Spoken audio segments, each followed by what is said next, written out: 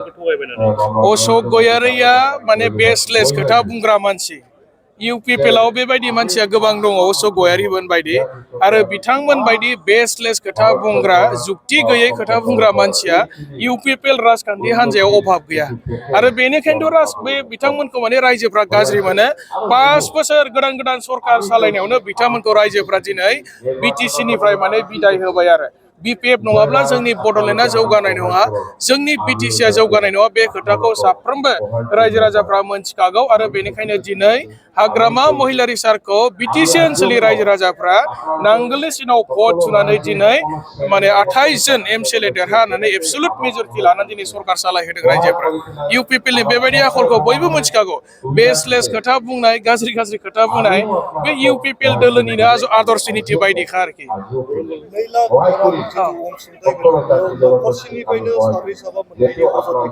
जोंनावथ' दाबो बेबायदि प्रमान गैया जोंथ' नायगासिनो दङ ब्लक कमिटिफोरखौ स्ट्रिक्ट मोनसे अर्डार हरदों जोङो बेबायदि दङबा जों बेखौ केन्सेल खालामनानै जोङो गुबुन मानसिफोरनो होनाय जागोन आरो सोरबा प्राइमारि सोरबा ब्लकआ जुदि बेबायदि मानसिखौ डाबल सिलेक्सन खालामदोंब्ला आंनाव जुदि डाटाया सफैयोब्ला आङो चिफ सारजों रायलायनानै जों बेखौ केन्सेल खालामगोन इमिडियेटनो आरो गुबुन मानसिनो जोङो सेखौ होनाय जागोन आरो जोंनि थांखिया जाबाय जायफोर मानसिफ्रा स्किल डेभेलपमेन्ट सार्टिफिकेट दङ अलरेडि स्किल पार्सन ट्रेनिं लाखानाय मानसिफोर बिथांमोनखौ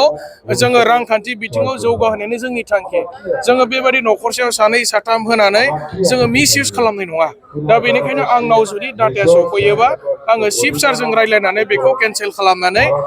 गुबुन माने मोनथावना जायफ्रा स्किल दङ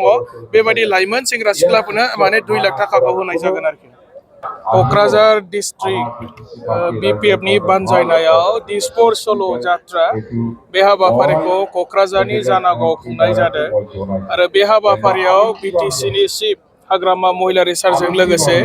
बिपिएफ दोलोनि गोबां माने दैदेनगिरिफ्रा बे हाबाफारियाव बाहागो लादों आरो बे हाबाफारियाव क'क्राझार जिल्लानि हाजार हाजार माने रायजो राजाफ्राबो जोबोद माने रंजा खुसि बाहागो लाफैदों दिनै हाग्रामा महिलारि सारनिबो जोनोम सान बे जोनोम सानखौबो दिनैनि मेलनि जौसाङावहाय माने फालिनाय जादों रायजो राजाफ्रा बयबो मोजां मोनदों रंजादों हाग्रामा सारनिबो जोनोम सानजों लोगोसे दिनै बिपिएफ हान्जानि बेसेबांबा गेदेर मोनसे रेलि दिसपुर सल' जात्रा बे हाबाफारिखौ खुंनाय जादों आरो जोंना थांखिया बेनो जे बिटिसि ओनसोलाव गासै 15टा एसेम्बलि माने सिट दङ बेनि मादाव 15टानि मादाव 15टा जोङो एमएलए फोरखौ देरहाहोनानै बिटिसि ओनसोलनि जौगाखांनायनि खामानि मावनो थाखाय जोङो दिसपुराव फाथायहरगोन आरो खमैबो 4निफ्राय 7सिम जोङो माने मिनिस्टार बिना लाबोनानै जोंनि बिटिसिखौ जोंनि बड'लेण्डखौ जोङो जौगाहोनायानो जोंनि थांखि आरोखि लाइमोनफोरनि 2 लाख होनाया सोलिबाय थागोन दाखालि बावै टटेल 5000 जोङो